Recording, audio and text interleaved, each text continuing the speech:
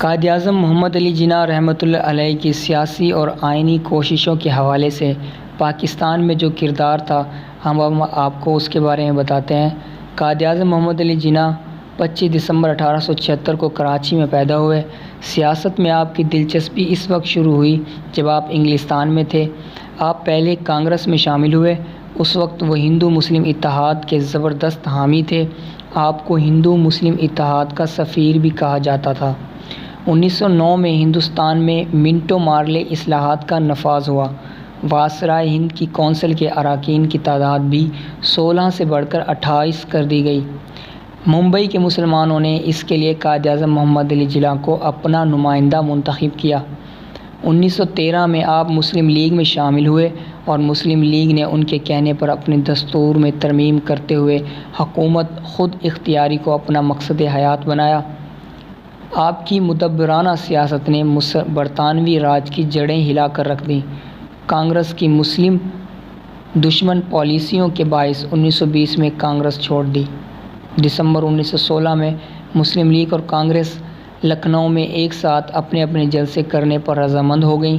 مسلم league کے اجلاس کی صدارت قائد اعظم محمد علی جناح رحمۃ اللہ علیہ نے کی۔ انہوں نے اپنے خطبے میں فرمایا، ہم کوئی انعام یا رعایت نہیں چاہتے اور نہ ہی کسی امتیازی سیاسی سلوک کے آرزو مند ہیں۔ اس مقام پر دونوں سیاسی جماعتوں نے ایک تاریخی معاہدہ کیا جسے میثاق لکھنؤ کہتے ہیں۔ اس مقام پر انہیں ہندو مسلم اتحاد کے سفیر کے لقب سے بھی نوازا گیا۔ 1919 میں حکومت برطانیہ نے رولٹ ایکٹ منظور کیا۔ اس کے تحت حکومت کو وارنٹ اور مقدمہ چلائے بغیر گرفتاری کا اختیار دے دیا گیا تھا۔ اس قانون کے تحت ملزم کو صفائی کا موقع دیے بغیر خفیہ مقدمہ چلایا جا سکتا تھا۔ قائد اعظم نے اس مسودہ قانون کی مخالفت کی اور اسے غیر آئینی قرار دیا۔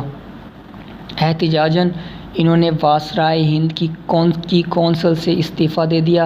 اس موقع پر انہوں نے فرمایا، میں محسوس کرتا ہوں کہ جو حکومت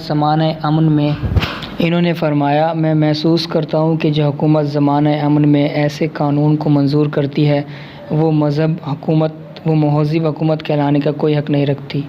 تاہم مجھے امید ہے وزیر امور ہند تاجدار برطانیہ کو یہ مشورہ دیں گے کہ وہ اس کالے قانون کو مسترد کر دیں۔ 1929 میں قائد اعظم نے اپنے مشہور 14 نکات پیش کیے۔ 3 گول میز کانفرنس 1930 سے 1932 تک لندن میں ہوئی۔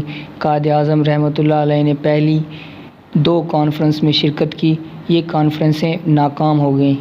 حکومت برطانیہ نے گورنمنٹ آف انڈیا ایکٹ 1935 منظور کیا، مگر کانگریس اور مسلم لیگ دونوں جماعتوں نے ہی اسے ناپسند کیا۔ تاہم اس کے صوبائی حصے کو قائد اعظم کی تحریک پر قبول کر لیا گیا۔ 1936-37 کے عام انتخابات میں دونوں جماعتوں نے حصہ لیا۔ تاریخ میں کچھ ایسی شخصیات ملتی ہیں جنہوں نے اقوام کی تقدیر کو ہی بدل کر رکھ دیا۔ قائد اعظم محمد علی جناح برصغیر کی ان شخصیات میں سے ایک ہیں جنہوں نے برصغیر کے مسلمانوں کی تقدیر کو بدل کر رکھ دیا۔ قائد اعظم محمد علی جناح 2 قومی نظریے کے زبردست حامی تھے اور وہ ہر لحاظ سے مسلمانوں کو الگ قوم کا درجہ دیتے تھے۔ آپ نے اس سلسلے میں فرمایا، قومیت کی جو بھی تعریف کی جائے، مسلمان اس تعریف کی روح سے الگ قوم ہیں، اس بات کا حق رکھتے ہیں کہ اپنی الگ مملکت قائم کریں۔ مسلمانوں کی یہ خواہش ہے کہ وہ اپنی روحانی، اخلاقی، تمدنی، اقتصادی، معاشرتی اور سیاسی زندگی کی مکمل نشو و نما کریں۔ اس مقصد کے لیے وہ جو طریقہ اپنانا چاہیں وہ اپنائیں۔ قرارداد لاہور 23 مارچ 1940 کو پیش ہوئی، جس میں آپ نے خطبہ صدارت دیتے ہوئے فرمایا، ہندو اور مسلمان 2 علیحدہ مذاہب سے تعلق رکھتے ہیں جو بالکل مختلف عقائد پر قائم ہیں اور مختلف نظریات کی عکاسی کرتے ہیں۔ دونوں اقوام کے ہیروز، روزافزوں کہانیاں اور واقعات ایک دوسرے سے مختلف ہیں، لہٰذا دونوں قوموں کو ایک لڑی میں پرونے کا مقصد برصغیر کی تباہی ہے، کیونکہ یہ برابری کی سطح پر نہیں بلکہ اقلیت اور اکثریت کے روپ میں موجود ہے۔ برطانوی حکومت کے لیے بہتر ہوگا کہ ان دونوں قوموں کے مفادات کو مد نظر رکھتے ہوئے برصغیر کی تقسیم کا اعلان کرے، جو کہ تاریخی اور مذہبی لحاظ سے ایک صحیح قدم ہوگا۔ 29 دسمبر 1940 کو احمد آباد میں خطاب کرتے ہوئے آپ نے فرمایا، پاکستان صدیوں سے موجود رہا ہے۔ شمال مغرب مسلمان کا وطن رہا ہے۔ ان علاقوں میں مسلمانوں کی آزاد ریاستیں قائم ہونی چاہیے تاکہ وہ اسلامی شریعت کے مطابق اپنی زندگی بسر کریں۔ پاکستان بننے کے بعد ہمیں پنجابی، سندھی، بلوچی اور پٹھان کے جھگڑوں سے بالا تر ہو کر سوچنا چاہیے۔ ہم صرف اور صرف پاکستانی ہیں۔ اب ہمارا فرض ہے کہ پاکستانی بن کر زندگی گزاریں۔ اس کے علاوہ آپ نے اقلیتوں کو مکمل تحفظ دینے اور برابری کے حقوق دینے کا بھی اعلان کیا۔ یہی اسلام کی بنیادی تعلیم بھی ہے۔